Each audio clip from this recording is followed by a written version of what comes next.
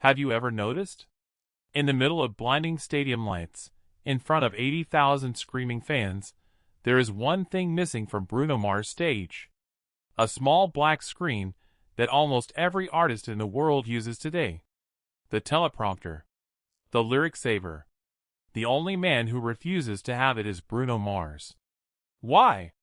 Why would a man who can buy anything in the world refuse the easiest tool to be perfect? Is it arrogance?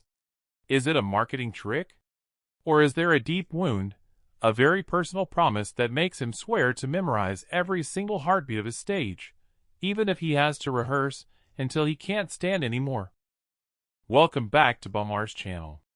Many people think Bruno's concerts feel so spontaneous and wild because he is a natural-born entertainer. That is partly true.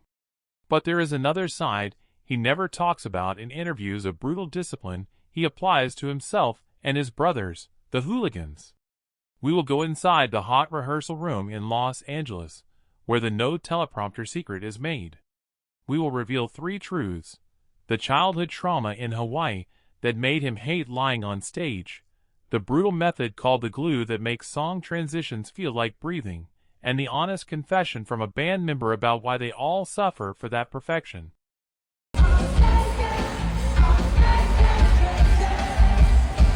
To understand why Bruno refuses the teleprompter today, we have to go back to a small sticky stage in Waikiki, Hawaii. A 4-year-old boy named Peter Hernandez, known as Little Elvis. His father was a tough musician. His mother Bernadette was a gentle hula dancer who taught him that the stage is sacred. In that family, there was one golden rule: never lie to the audience. Bernadette always told him, if you forget the lyrics, don't pretend. Laugh. Make them laugh with you. But never read. Because when you read, you stop looking at them. And when you stop looking at them, you stop loving them. Little Peter saw many tourist musicians performing with folders full of lyrics, their eyes always looking down. Their voices were beautiful, but their souls were empty. He didn't want to be like that. He wanted to see every eye. That is why he learned from age 4 to memorize not just lyrics, but faces. When he moved to Los Angeles at 17, he saw the industry was different. He saw singers with amazing voices standing on huge stages, but with empty eyes, fixed on a screen on the floor scrolling words. He saw that connection was broken. And he made a vow that if one day he got the chance to stand on the biggest stage in the world, he would never let the glass wall exist between him and the people who gave him everything. That promise alone is not enough. You have to prove it. Most pop artists today rehearse with a click track. A digital metronome in their ear, a computer telling them when lights change, when to stop, when backing tracks come in. Everything is programmed. Bruno Mars hates that. He turns it all off. In his rehearsal, there is no click track. No computer. Only humans. 8 or 9 men in a room, sweating, staring into each other's eyes. They don't start by playing a song. They start with silence. Bruno stands in the middle, looks at his drummer Eric Hernandez, his own brother, and with just a small nod, an almost invisible wink, the music begins. They call this method the glue. Every band member must memorize not only his own part, but everyone else's part. The bassist must know exactly when the guitarist will breathe before a solo. The trumpet player must know exactly when Bruno will turn his body, because that is a sign the tempo will slow down for a fraction of a second for drama. They don't memorize a set list as a list of songs. They memorize it as one long story, one 2-hour movie without a break. One fan who saw their Las Vegas soundcheck said Bruno stopped in the middle of Uptown Funk, not because someone hit a wrong note, but because the transition from verse to chorus felt 0.5 seconds too long. Half a second means nothing to us, but to Bruno, that half second is a lie. They repeated that 0.5 second transition for 45 minutes until everyone could feel it with eyes closed. A teleprompter tells your brain what the next word is. The glue tells your soul what the next feeling is. And the third reason, the most emotional one, is for you, the mothers, the women, the fans who have loved him for years. Bruno once said in a rare interview that what he fears most on stage is not forgetting lyrics, but disappointing someone who saved for months to see him. He remembers how his mother Bernadette, who has now passed away, would save pennies to buy concert tickets. Imagine you are a 60-year-old mother in row 10 in Las Vegas. In the middle of When I Was Your Man, where there is only piano and his voice, Bruno lifts his head. If he used a teleprompter, his eyes would look down, searching for the next lyric. His eyes would be empty. But because he doesn't use one, his eyes search for your face. And for 1 second that feels like forever, your eyes meet. He sees your tears. He sings directly to you. Not to 80,000 people, but to you. Psychologists call it the honest eye. The human eye can feel in 0.2 seconds whether someone is reading or feeling. Female audiences, who are emotionally intuitive, can feel the glass wall. Bruno erases that wall. He chooses the hardest path, memorizing 25 songs, every ad-lib, every scream, 100 light cues, 50 stage cues just to give you 1 second of that honest eye. This is the night that Bruno Mars' team has never officially talked about.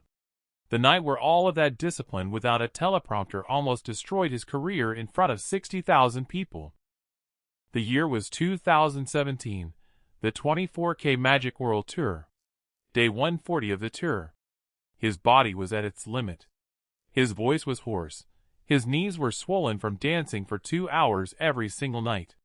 But he still refused the click track. He still refused the lyric screen. His stage remained empty. Then came the song When I Was Your Man. The quietest song. Just a piano. No band to cover you, no dance to distract. In the second verse, in a line he had sung thousands of times, his brain went blank. Empty. What? The words were gone. For any other artist, he would glance down at the teleprompter, read it, and continue. The audience would never notice. But Bruno doesn't have that. For 1 second that felt like forever, his hand stopped on the piano. His eyes widened. But this is where the glue method we discussed in part 1 saved him. Eric Hernandez, his own brother, his drummer, felt that 0.5 second energy shift. The band didn't panic. They stayed silent, giving him space. And Bruno did the most honest thing a superstar has ever done on stage. He gave a small, honest laugh, lifted his hands from the piano, and said into the mic, "I think you guys sing it better than me tonight." 60,000 people exploded. They sang the lyric he forgot for him. They became his teleprompter. They became his memory. Bruno closed his eyes, tears filled his eyes. That night, that imperfect version of When I Was Your Man became the most legendary and most shared version among fans. A 62-year-old mother who was there wrote, "I came to see a perfect superstar, but I went home seeing an honest human being. And that is far more beautiful."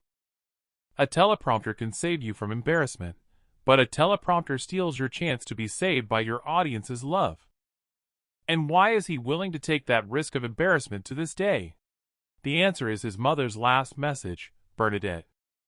Before Mama Bernadette passed away suddenly in 2013 from a brain aneurysm, she watched Bruno's concert in LA. After the show, she hugged her sweaty son and whispered, "My son, tonight you saw everyone. Mama saw it. You didn't look down once. Stay like that, okay? Keep looking into their eyes, because in their eyes, there is the same love as Mama's love for you." That was her final will about music. Since that day, refusing the teleprompter is no longer about discipline. It's about legacy. Every time he is tempted to look down to find a lyric, he feels like he is betraying his mother. So every night, with no screen at his feet, he is actually saying to his mother in heaven, "Mama, look, I'm still looking at them. I'm still not lying." That is why his concert feels so alive and makes us, especially women, cry without knowing why. Because what we see is not a pop singer. What we see is a little boy trying to keep his promise to his mother in front of the whole world. That is why until the last day he sings, You will never see a small black screen in front of his feet, because that stage is already full of love and his mother's smile from heaven. How do you feel after hearing this full story? Have you ever felt a moment where Bruno really looked into your eyes through the screen or live? Write it in the comments. The most touching comment will be featured in my next video. Don't forget to like, subscribe to the Bruno Mars channel and turn on the bell.